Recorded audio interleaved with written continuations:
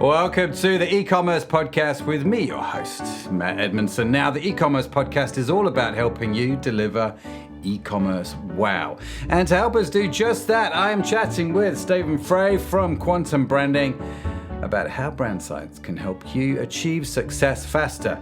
Now, let me talk about today's show sponsor and explain why I'm maybe giggling slightly.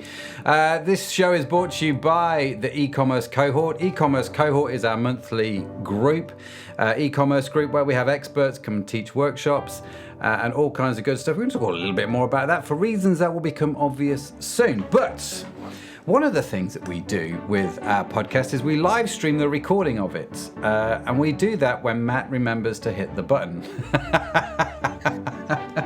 Which he didn't do about 5 minutes ago. And so I'm really sorry if you're watching the live stream on this, it's not the most professional starts. If you're listening to the audio version, all of that would have been cut out.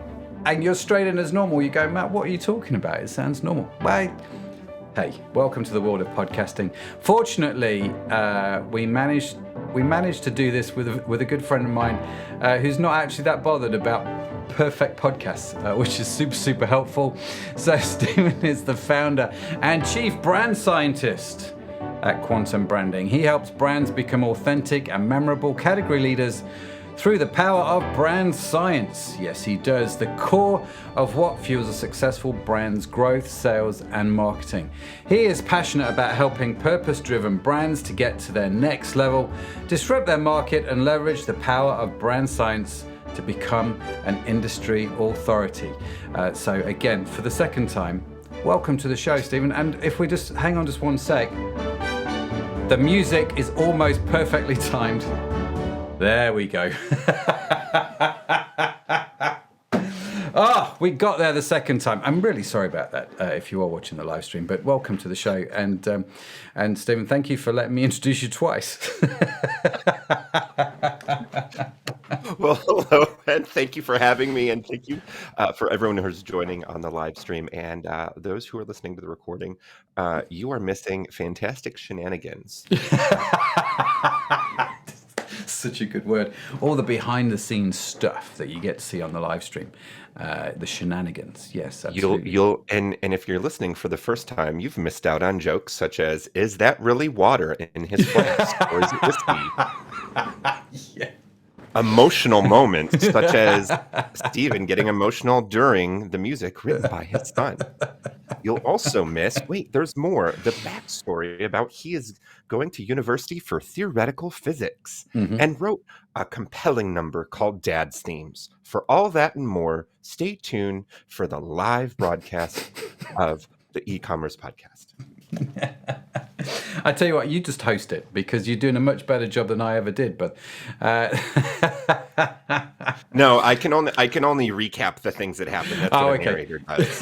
Yes, so it doesn't work in the future sense. So, fair enough. Shenanigans have to happen first. Yeah, the shenanigans have to happen. So yeah, drink. Yeah, which is in your? Is that a fox on your cup? It is a fox. It is a foxy fox.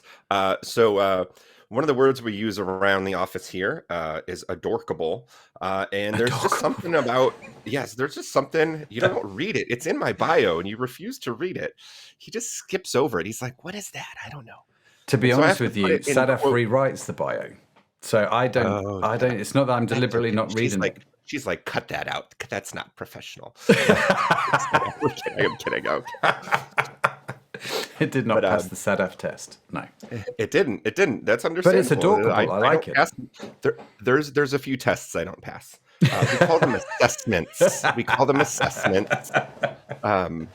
You know you're in trouble when you take a personality test and you fail it. So So that's why we call them assessments now. So you can't fail an assessment, can you? I suppose. But yeah, the fox, cute stuff. I'm the adorable brand scientist next door, and at any given moment, there's like cute, quirky, nerdy stuff going on. I mean, I got a couple Pokemon toys. Oh wow! We've got a Pokemon toy here. Found this brand new in the wrapper at a gas station when I had a flat tire. If that's not a sign from the universe, I don't know what is. Yeah. Fair enough. Fair enough. I've got on mine. I don't have Pokemon. I have slightly more serious Lego Indiana Jones.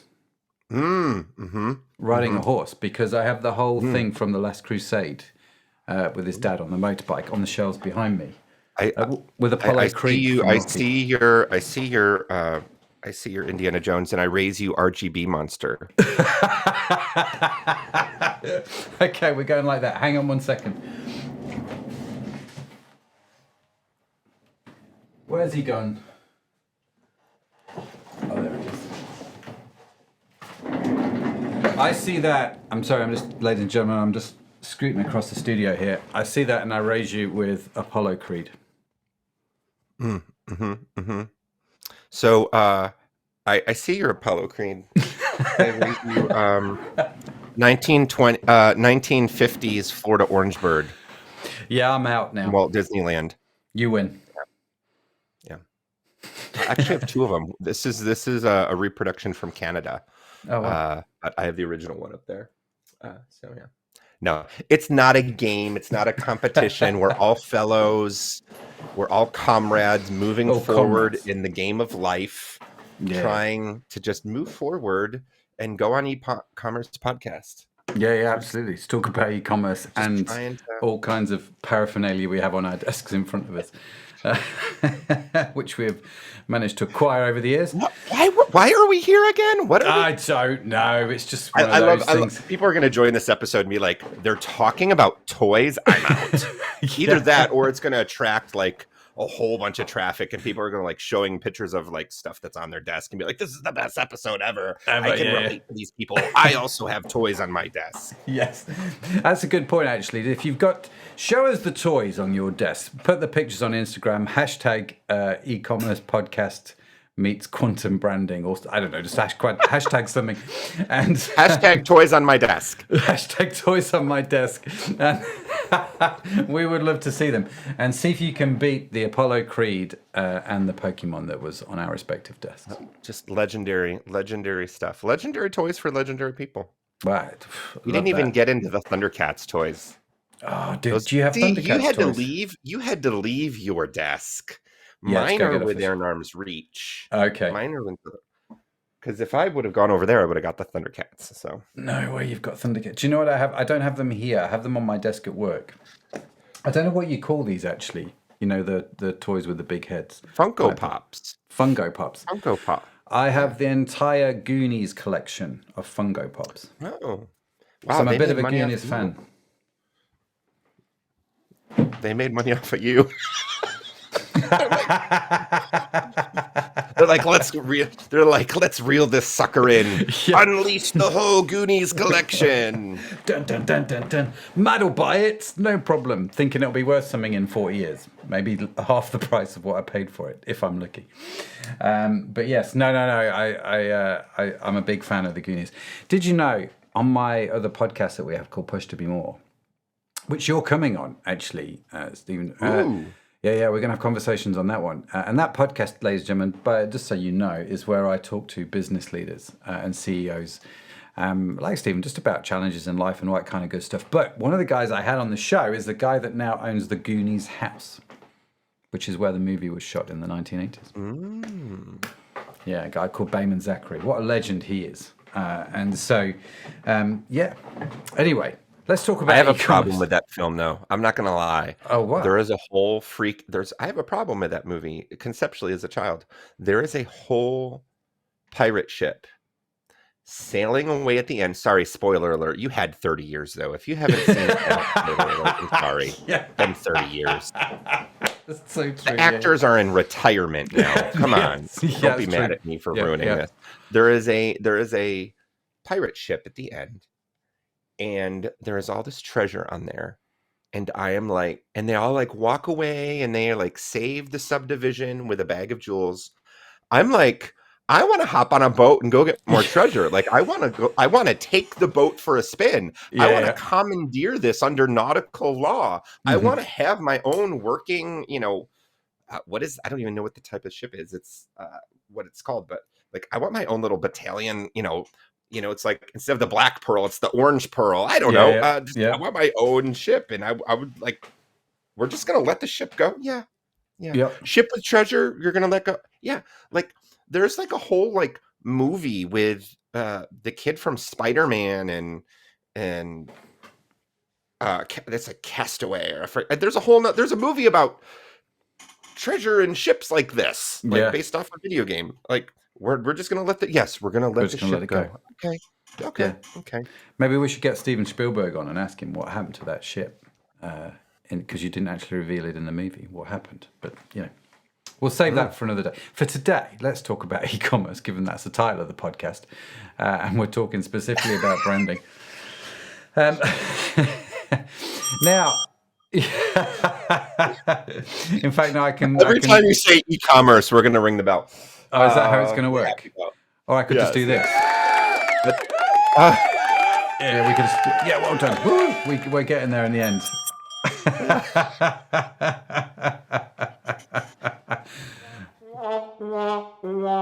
Yeah, I've got all kinds of noises on this too. Anyway, last time, just trying to bring it back to some sense of normality. Last time we talked about the difference between marketing and branding. And that's kind of where we started, if you remember rightly. And one of the things that you said, which really stuck with me, was marketing is basically anything that says, "Hi, do business with me." It's one of the best definitions of marketing I've ever heard. And then within that subsection of marketing, you have something called branding. And branding is the distinct stuff that helps you remember who to do business with.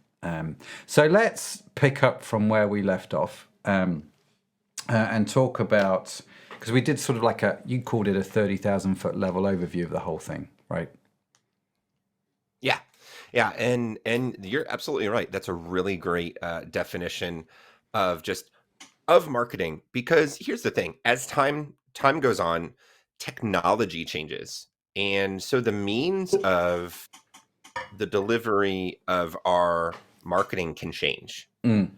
So before there used to be print, then there was TV, and there was radio. So like marketing changes over time in its delivery, but the principle itself is still the same. If you rewind back to the days of the original hanging sign in ye old Renaissance, medieval feudal kingdoms or towns, like back in the day, in your neighborhood, Matt, over there in just around England. they're still there, to be fair, most. When you go to the blacksmith, everyone goes to the blacksmith. What? They had a little sign. If there was a tavern, there was a picture of, a beer stein or a glass, or there was iconography, there was signage. It let people know. And so for the most part, marketing is typically first and foremost informational about what the thing is. So that's rooted in the category. So that it is. So if you're seeing a sign for food, then the category norms and the trends and the colors and all those things are rooted in the category from whence that came.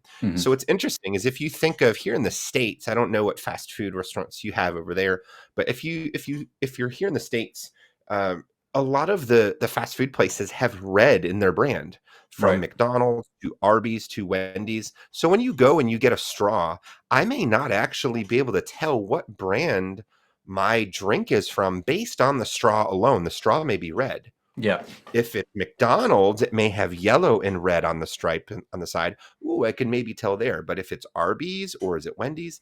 So the use of one color doesn't necessarily always mean that it's the brand's prime color, the main color. So this is where we get into branding as a mnemonic device, is when there's stuff that's distinctive to you. And distinct, we say distinct. I want to pause here and say, most people say different and distinct. Different is like when you show up to a baseball game wearing soccer cleats and a soccer kit.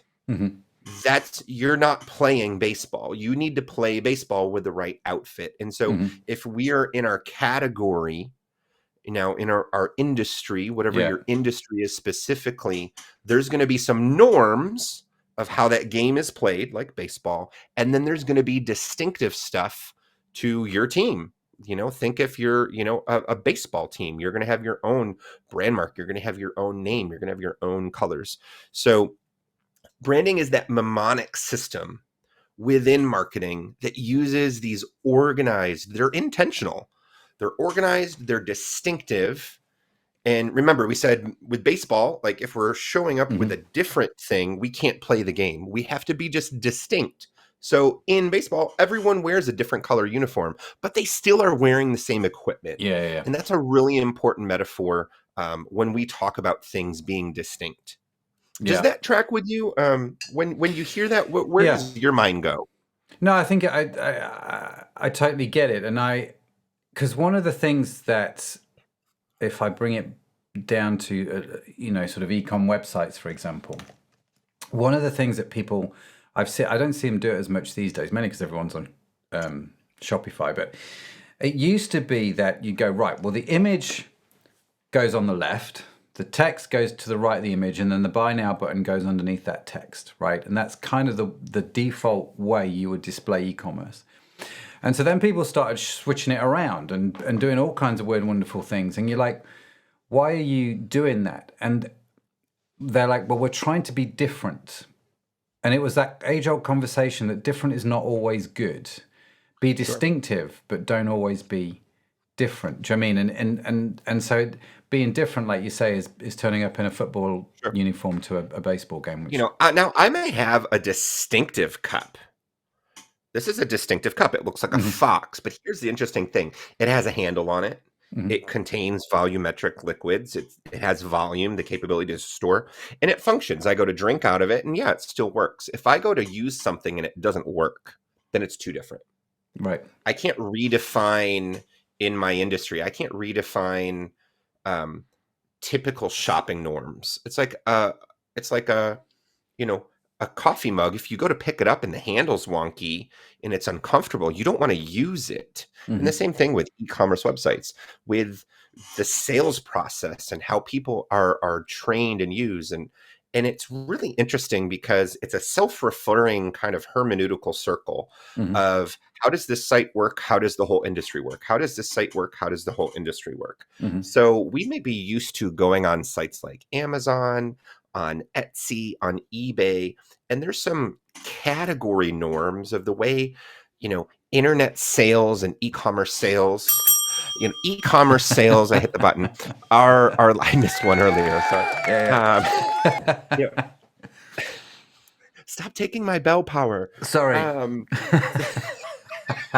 So there's the industry norms that are standard that everyone's expecting. And that's kind of the lay of the land. That's our baseball field.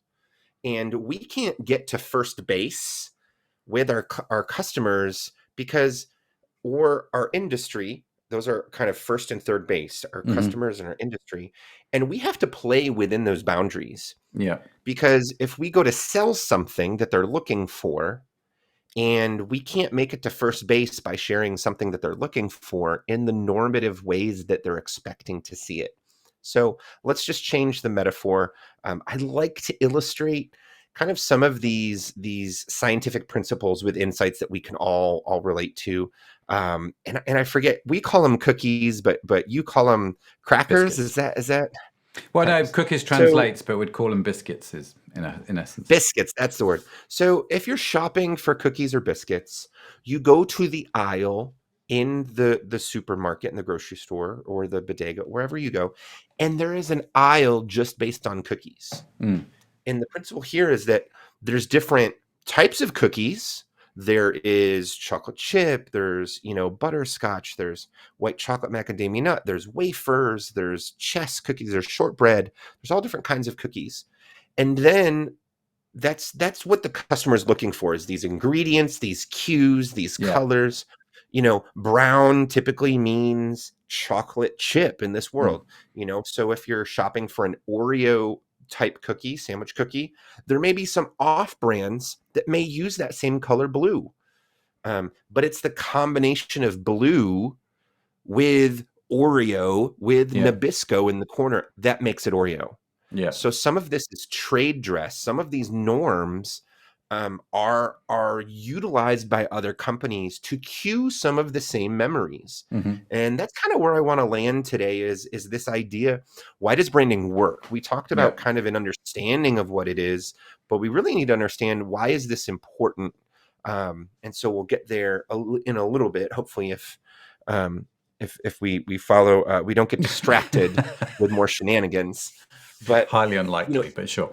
highly unlikely. There will be 3 more podcasts, episodes after this, and it'll be like a Netflix arc of 8 episodes before we complete the story.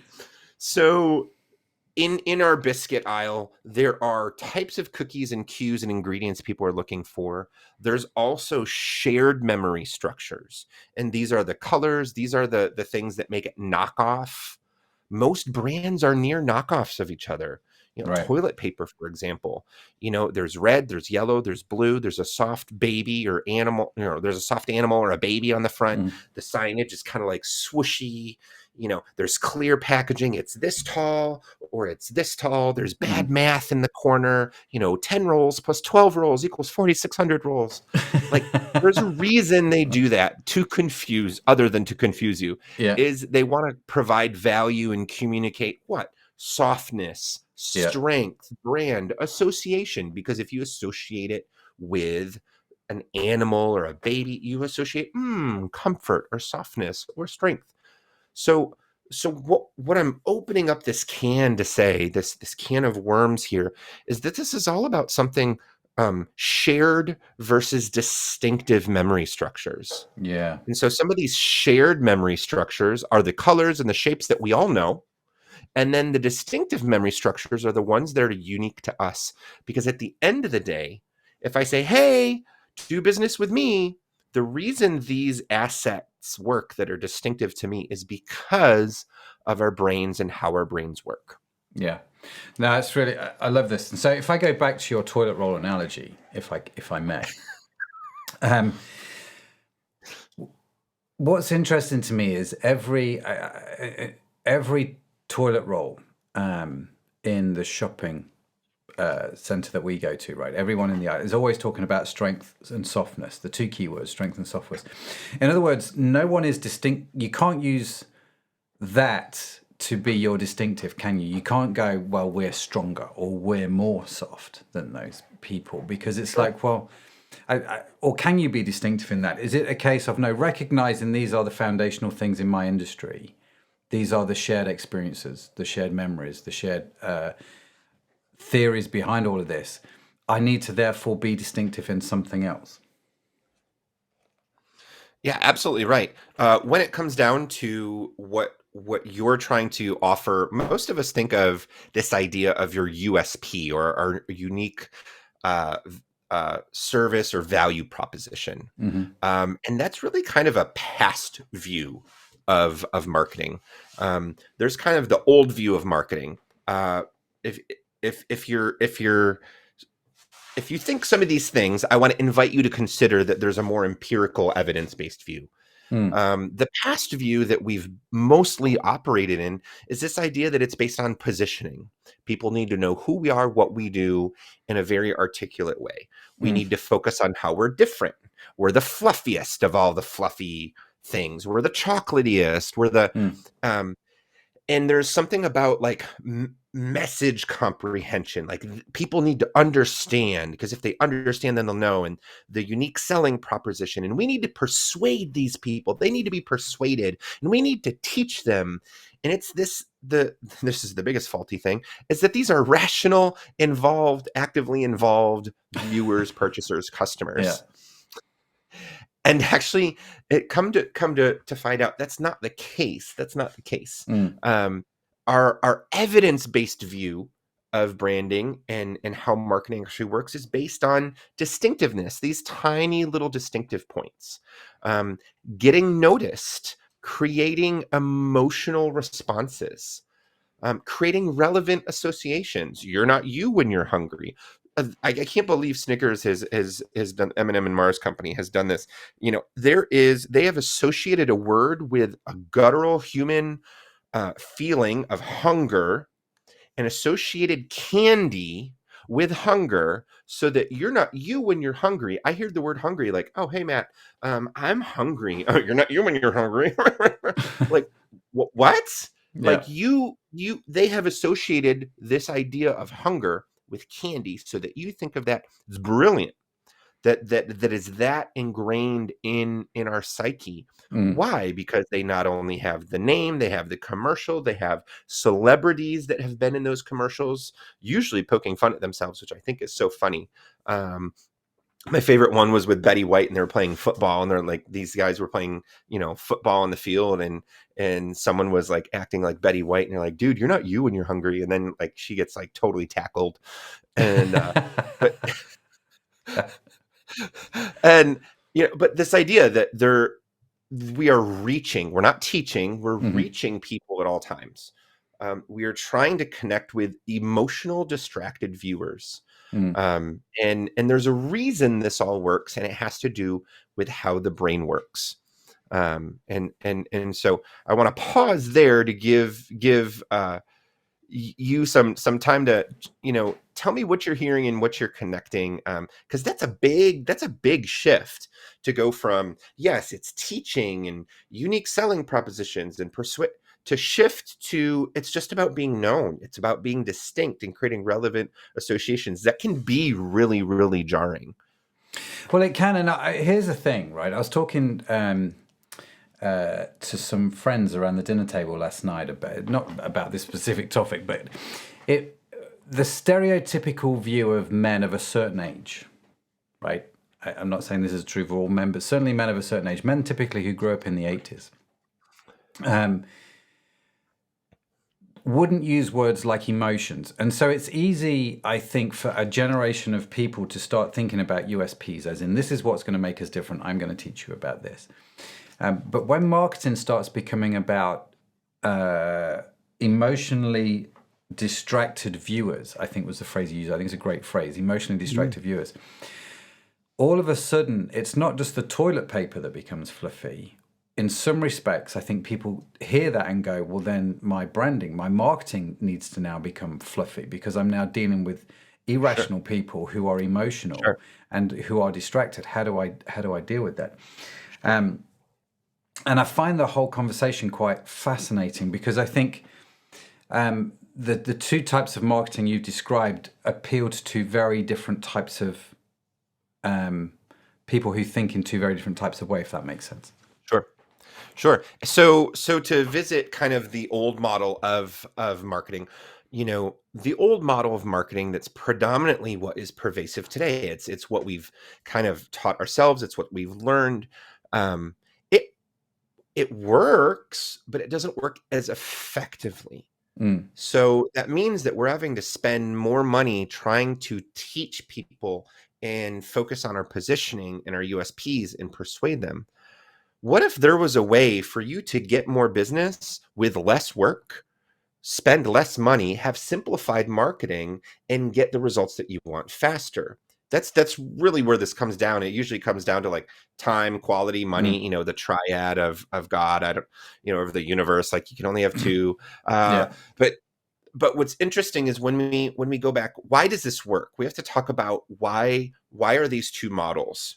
And so we've got to talk about the brain. And you kind of teed it up earlier about the cohort training. And this is exactly one of the things that we talk about on that training is we need to understand, how does the brain work?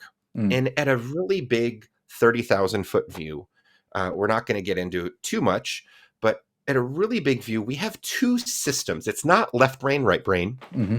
It's not creative versus nerdy. Um, we don't use just 10% of our brain. Like there's some myths in there. Our brains are not like computers. Our brains are not hardwired. Mm-hmm. So for us to realize that no, men's and women's brains are actually pretty much identical. You could not find the difference if we just popped open two brains of corpses. Um, Learning styles, there may be learning preferences, the way our bodies and minds have preferred Mm. to learn, but our brains, at the end of the day, for all intents and purposes, are the same. And Daniel Kahneman is a Nobel Prize winning psychologist, organizes them into just two systems. Basically, 95% of the time, we have system one. System one is intuitive, it's instinctive, it's guttural, it's reactive, it's unconscious and automatic. It's why you and I could be on the phone talking and making jokes. You could be tying your shoes, you could be driving the car, you could be doing multiple things at once. Hold on, Mom, I can't find my phone. Hold on, I'll call you back. You're doing two things at once, and that may actually be the reason why you can't find your phone, because you forget that you're on it. So system one is fast. Most of our day is system one. That's like 2 plus 2. What is 2 plus 2? Oh yeah, 4. System two is rational. It's logical.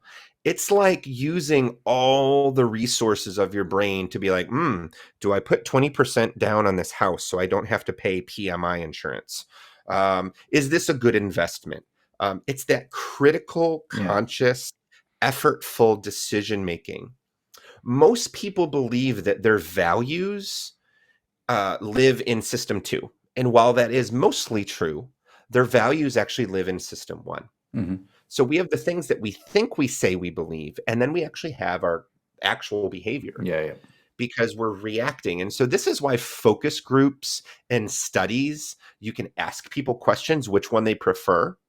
But when we look at their habits are actually what show us the data. We need to measure people without knowing they're being measured. That's kind of the idea of a double blind.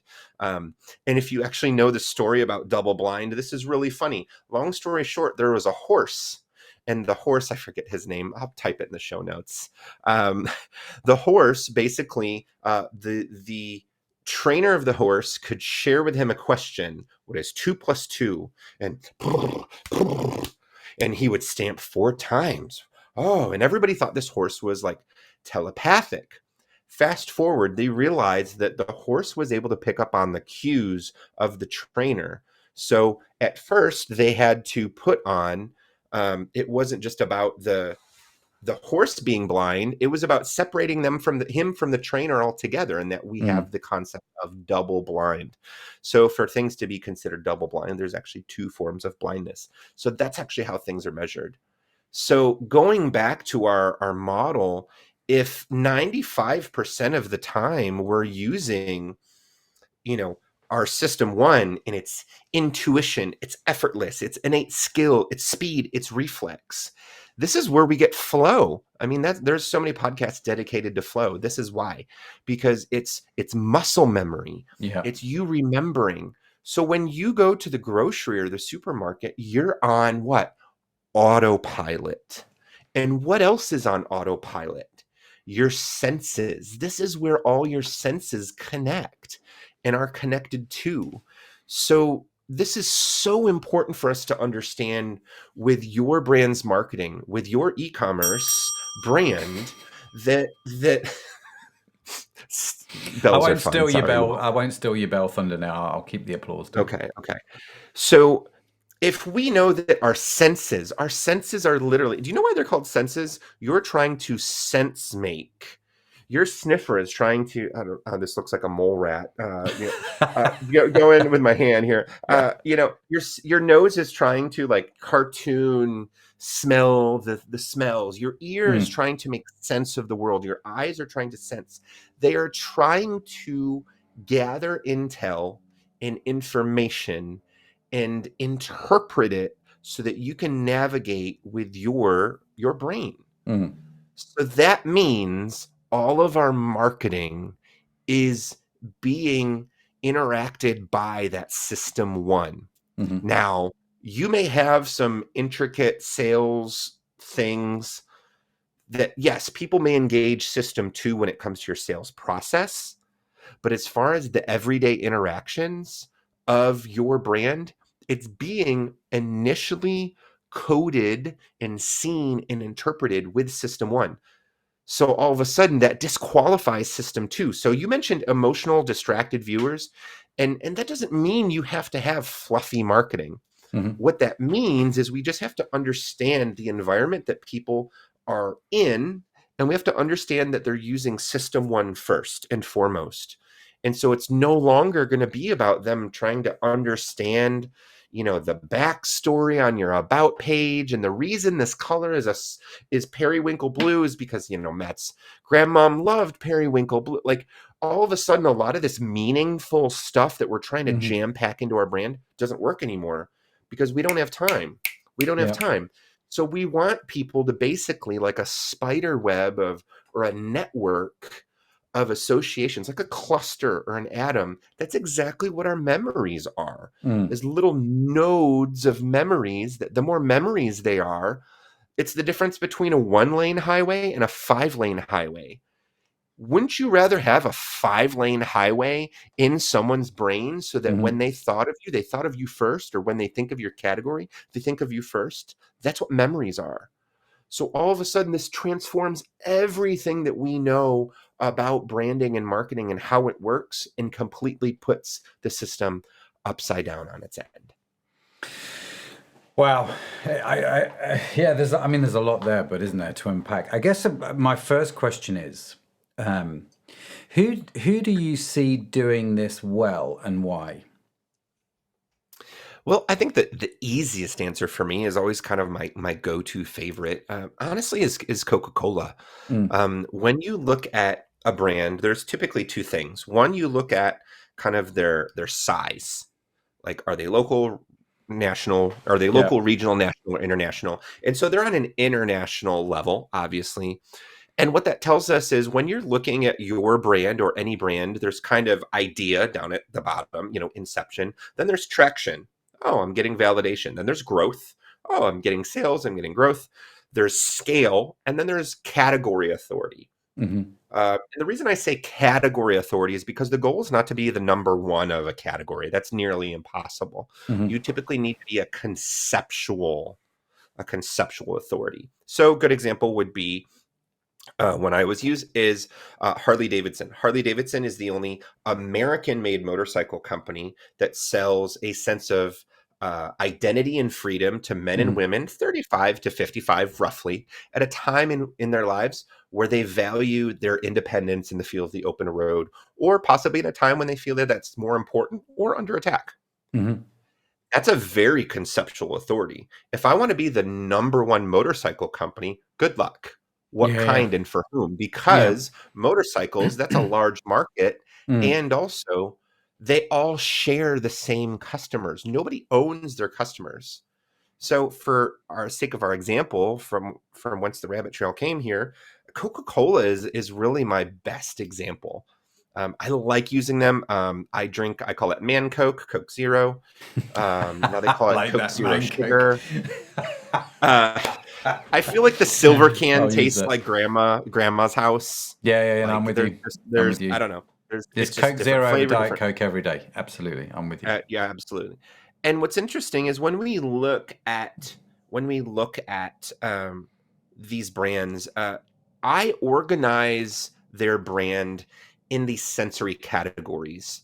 And the sensory categories are just the assets that they use. So if I'm looking at Coca-Cola, and this is kind of a primer on another thing that's taught in the training over on the cohort portal, is that there's shape assets. These could be the swoop that you see on Coca-Cola. It could be the shape of the bottle. It's actually the brand mark. And then it can be any illustrations that they use. They are always refreshing their packages. And they may include, football shapes during football season here in the States. They may add like summer shapes. Now, they may not own those shapes in the sense of, like, I look at that shape and it's like, wow, I know that's Coca-Cola. But those shapes are creating associations. Oh, summer. Oh, football. Oh, Christmas. Oh, holidays. So those shapes are a shared memory structure. So they may not follow in the shape assets category. But if the illustration is consistently on your brand or on your package and it makes people think of you, then that's shape. So shape is the first thing that helps us navigate the world around us. So we've got some shape assets that are specific to Coca-Cola. Then we have some color assets. So we know there's that single color red. There's also the color combinations of the different products they have. The black. Black also means trade dress for no sugar. There's zero sugar is the new terms that people are using. It's kind of like the old days. It was fat free, Yeah. Can't say that that anymore. was the term. So there's color combinations, and then there's the colorized view, the mark. So we've got shape, color, and then content. So shape is how we navigate the world. Color is how we interpret it. And then we've got content. Content is the linguistic stuff. I can't even say it because it's linguistic. So that's your tagline. Always Coca-Cola. It's also the typeface, that rounded typeface. Anybody who's a designer or geeks out on Coke knows a few years ago, they even came up with their own typeface to use universally. And if you want to know why, it's because of licensing, because they would have to pay licensing. So that was a really, really smart move. Yeah. So we've got shape, color, word. We've got story assets. Story is everything from the graphic style to moments like twisting the Oreo or popping the Mentos when you're in a persnickety situation. Persnickety and shenanigans are cousins, by the way. If you're not sure about those words. So photography, if there's any specific type of photography, if you remember the first ads for the iPod that came out, it was the people with the silhouettes, and it was like a black and white, and then there was like a pink or a blue, and well, that was a graphic style. So if I see that ad, boom, I know exactly that is a specific ad. We've got shape, color, word, story. Story can even be the archetype that we tell. Coca-Cola is telling the everyman and kind of a utopia. There's two kind of things. So Coca-Cola is for everyone. Contrast that to Pepsi. Pepsi is what? Next generation or generation next. Yeah. They were always about being edgy, and, they had Michael Jackson and, Cindy Crawford, and their whole thing was about being countercultural. And even if you look at how they try to use they're trying to be like, well, they're not everyman. Because if they are everyman, then they're telling the same story as Coca-Cola. Yeah. But here's the interesting thing. Coca-Cola and Pepsi have the same customers. 80% of people who drink Coke also drink Pepsi. Okay. There's no such thing as having your own customers. It's not true. So there's shape, color, word, story. And then we've got music. We've got jingles, popular songs, background music, sound assets, vocal styles. We have a hotel here in the States called Motel 6. I'm Tom Bodett, and I'll leave the light on for you. And if you hear that commercial, you would know that that's Tom Bodett's voice. You would hear the jingle in the background, ding, ding, ding, ding, ding, ding, ding. And there's a little music. So there's the music, there's the vocal style, and then there's also the guy's name. So that's a human asset or a character asset. So that could be spoken people, celebrity, or characters. So now that you know that's the palette that we organize this stuff, you're like, oh, who does it good? Well, I would say Coca-Cola. Why? Yeah. Because I can go through each of those categories of word, shape, color, sound, story, music, human, and I can say, oh, they got polar bears. Oh, they have Santa Claus. Oh, they have the tagline. They've got the jingle. They've got the pack. They've got the color. And I count those up, and they have like 170 plus and counting. Wow. I look at Pepsi, and Pepsi's lucky to have 10. They keep changing their brand mark design. Yeah. And they're actually not refreshing it in a way that innovates or reconciles the past memories. So they keep refreshing, and it's too different than the original.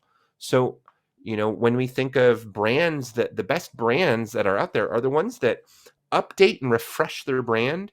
Before it was, a diamond is forever. And then it was forever now, with De Beers, with, with the U.S. Army, it was be all you can be in the Army. And then it was an army of one. And then it was Army Strong. And the best brands evolve their brand using the memories that they've given you and then kind of zhuzh them a little bit to stay on top. Yeah. Do you think that's where Pepsi have missed it then?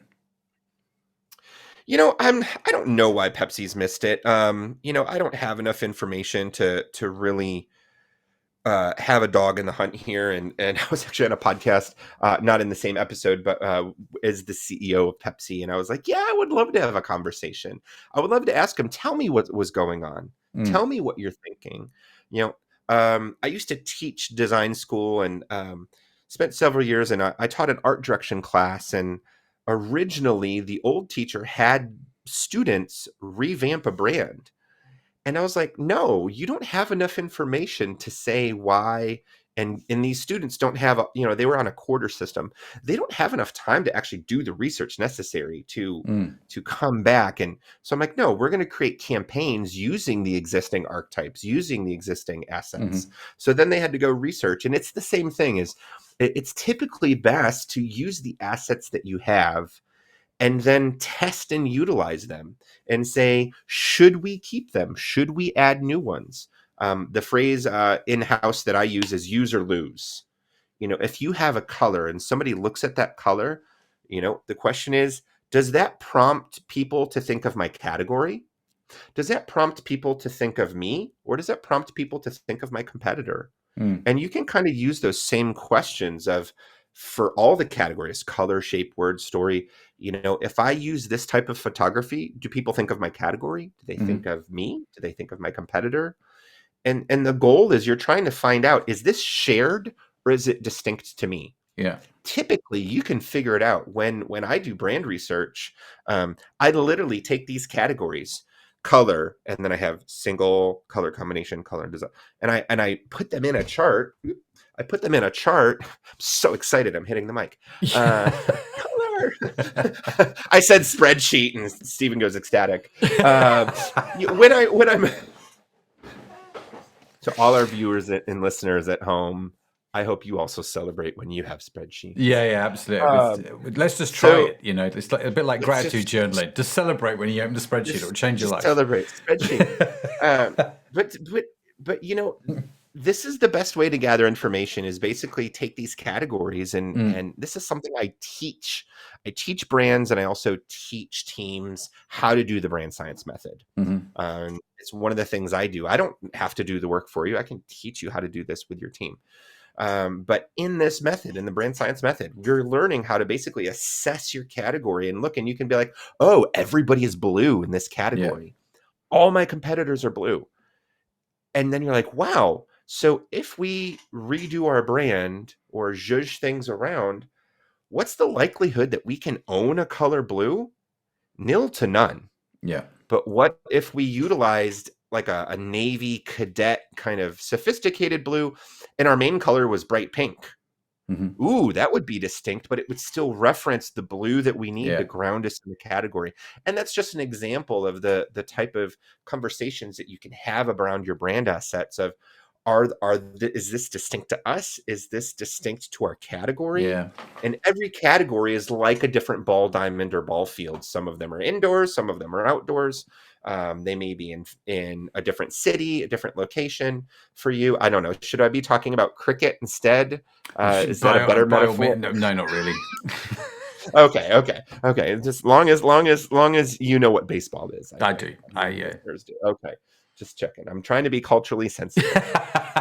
I'm going to get some comments. I didn't talk about rugby. Very good. I like the accent. Yeah, I was a tight prop, by the way, if anyone wants to know. It's a gentleman's sport for barbarians. It's my favorite.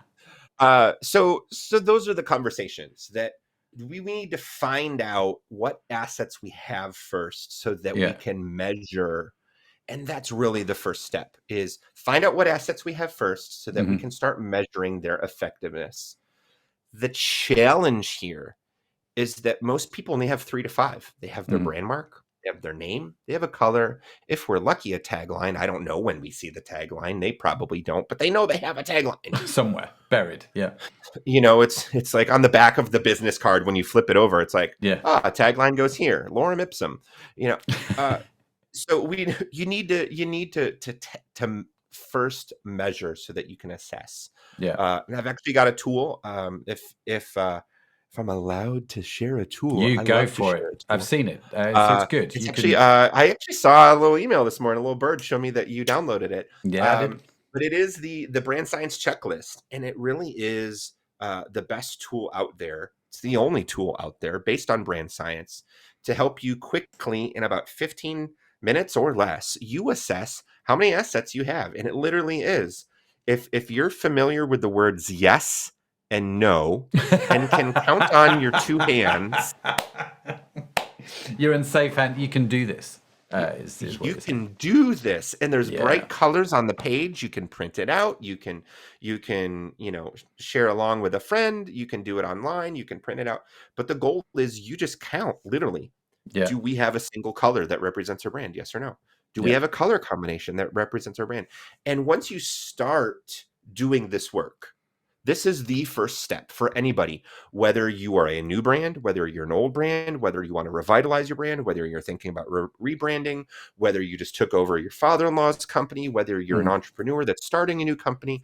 Doesn't matter where you are in the age and stage of your business. This is the same tool Yeah. that Fortune 500 brands are doing. Why? Now, they're not using this tool, but they're going through a process to assess this. And this is what I've developed working with those brands: Mars Pet Care, Target, Walmart, Michaels, Mm. many, many big brands, to assess and count and identify and create a plan to say, we have 35 distinctive brand assets.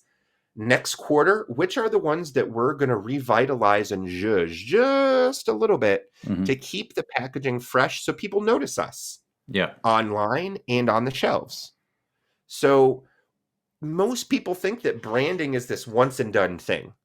And in fact, that's another myth. That's episode 3. More myths about branding and drinking whiskey and Yeah, shenanigans. and shenanigans.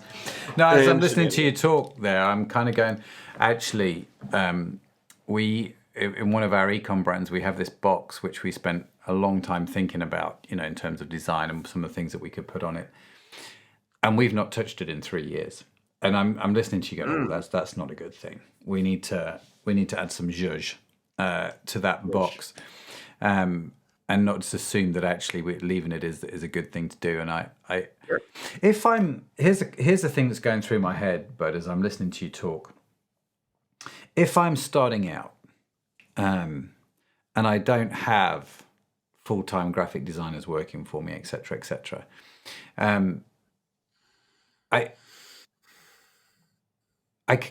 obviously I can. You've just mentioned that I can use a checklist. I should use the checklist actually when I'm starting out.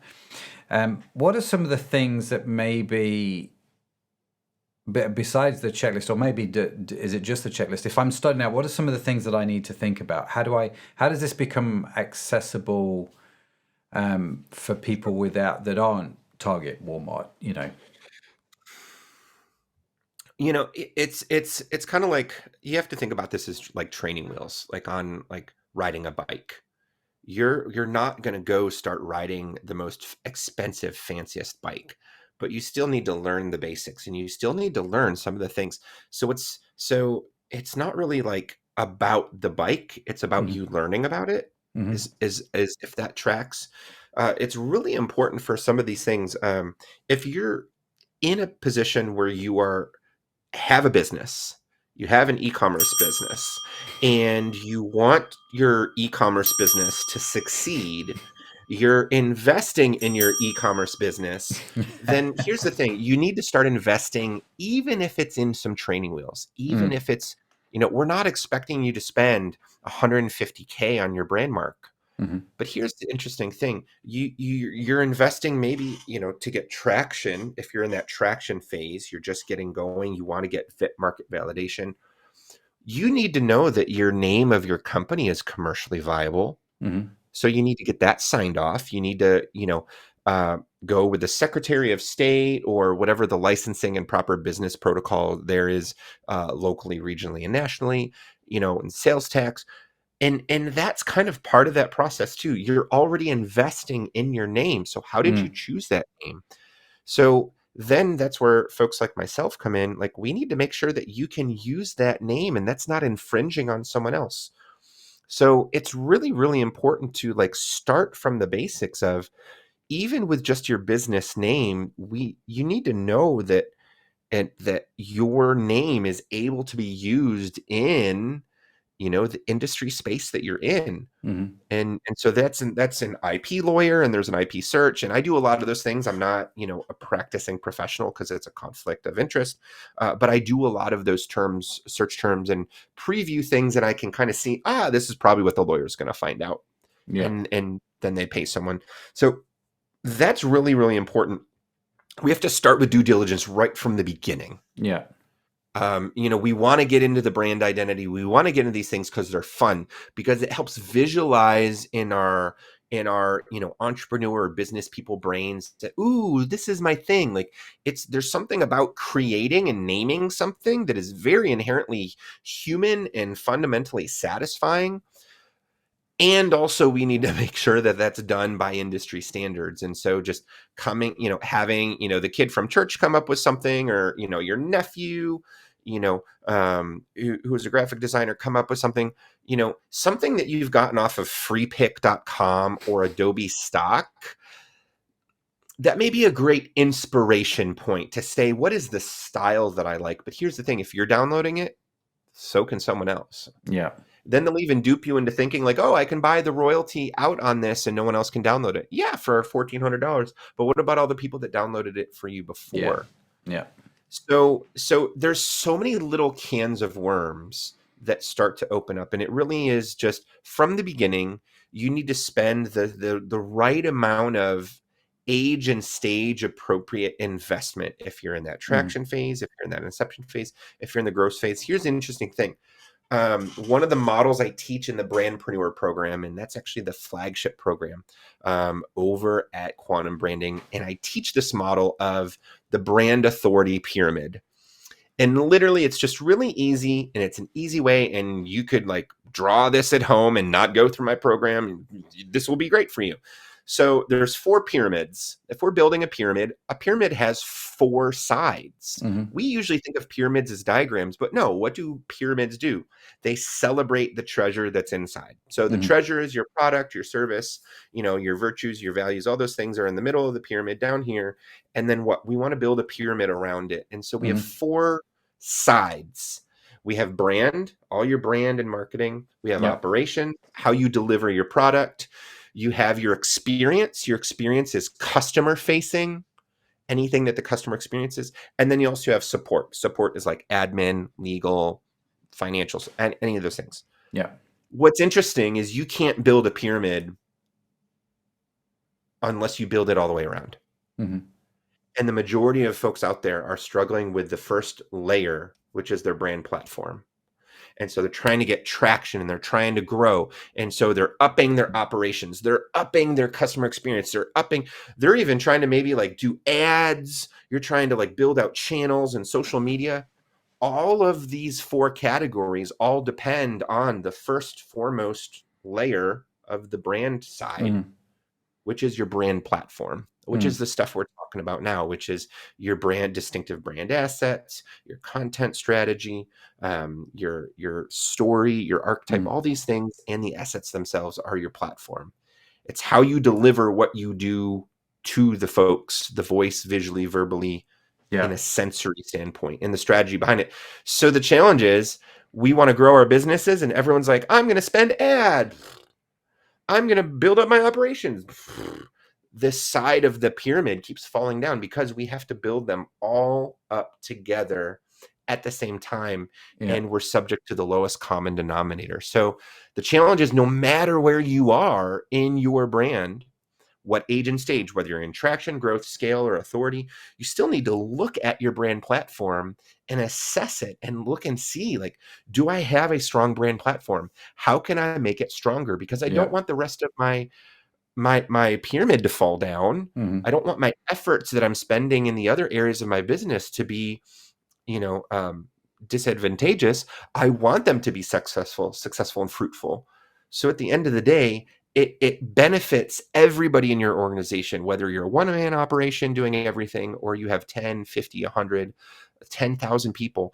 The brand platform is the most important component for you to propel and make everything clear using this mental model and using the model of distinctive brand assets and senses. Fantastic. Well, but I'm aware of time, and I'm aware of how much time I've sucked out of you, given the false start of the first podcast. There's a couple of things you mentioned there, and I'd love for you to just tell people how to find out more. So the first one was the checklist. How do people get a hold of that? Absolutely. So we're going to put a link in the show notes, but we've got a link for you, and it is It's bit.ly/brand science checklist. Pretty easy if you're familiar with bit.ly links.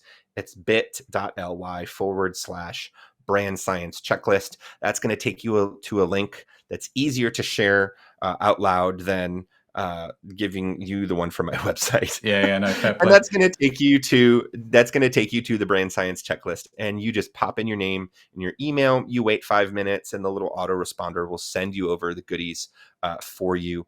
And then there's also more information in there to guide you through that process of assessing yes or no. And there's just a rubric. You count them up, and at the end, you can assess where you're at and know what your next steps are. Fantastic. So bit.ly/brand science checklist is the first one. Fantastic. Which will, of course, will be, like Steve said, be in the show notes as well. And the second one that you mentioned is the Brandpreneur program that you're doing. Just explain what that is and how people can find out more if they're interested. Yeah. So Brandpreneur is a 10-week program. This is for purpose-driven brand leaders. So if you don't have purpose, you aren't passionate about your brand, this is not for you. If you love learning, you want your brand to succeed, and this is something that you feel like you're put on this earth to do, then this is for you. And so that helps purpose-driven brand leaders like yourself create an actionable brand plan. That's your own custom plan. It teaches you the foundations of brand science. So you learn in the first 6 weeks what those foundations are. There's a 4-day workshop.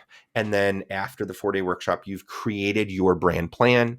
We then have 4 more weeks of calls and meetings where we work through implementation and strategies. So it's literally like doing all your conditioning and learning. And then when we get to the field, it's game time. Mm-hmm.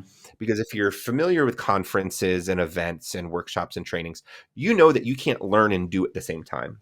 So this has been made on all the learning models, as well as brand science all together. So you can then go out with you and your team knowing what you need to do next. Yeah. Whether that's continue to work with us, that's another option as well. But the goal is for you to learn the tenets of brand science so you then can go out and build the brand of your dreams, and the one that you feel called to do based on science. So you can go to quantumbranding.agency. And you can click on the top right-hand corner. You can also, I'm going to give you a link tree. It's linktr.ee/Staeven Frey. And you can check that out, and there'll be a link to that. Or you can go to brandpreneur.co. Brandpreneur.co. So that's the easiest one. But brandpreneur.co. I always feel weird. I'm like, are we still in that stage of life we need to spell things on air? Yeah, probably. We are, I guess. but go to quantumbranding.agency and you can check out all those things. We're going to give you the link tree and all the links in the show notes. But brandpreneur.co and the Brandpreneur program. And we are getting ready. If you're listening in the future, thank you for listening in the future. But if you're listening right now, we are gearing up for our next cohort in January. So that's really, really exciting. Fantastic. Still have a couple more spots available for that. And that's in Jan 24. Yep, January of 2024. 2024. When the aliens come listen to this time capsule. Yeah. We will, of course, have all of those links in the show notes. And the other thing to say, of course, here, Staeven, is you are, in fact, in the cohort as well. So if you want to find out more about, getting deeper into Staeven's brain, then watch his video on the cohort, if you remember, as well, all about the brand science stuff. And it's mate, honestly, thanks for coming on the podcast. Thanks for having me. It's fun. I love the banter, and I love the fact that we just totally go off piste quite regularly. But love whiskey and toys. Whiskey and toys. Yeah. I'll see your Apollo Creed. But every time you come on, I have pages and pages of notes, and that is just fantastic. So thanks for being such an awesome dude, such an awesome guest, and thanks for sharing heaps of value that we can all take away from. You're an absolute legend, my friend. Oh, thank you so much. And thank you, listeners, for joining. And check out the cohort. If you're not in the cohort, go check it out. Oh, absolutely. eCommercecohort.com. Come check it out. You like how I segued that? I teed you up. I did. You teed did. you up. I You played did. king to the pawn. It's almost I like we anticipated rehearsed your it. needs. I anticipated your needs, and I set you up. It's like a precursor to the dad joke. It's the dad prompt. Yeah, it is. It is. Absolutely. And I just don't have any dad jokes lined up. I'm really sorry. But it's just the way it is. No, that's okay. So do check out eCommercecohort.com. Also, be sure to follow the e-commerce podcast wherever you get your podcast from, because we've got some more great conversations lined up, and I don't want you to miss any of them.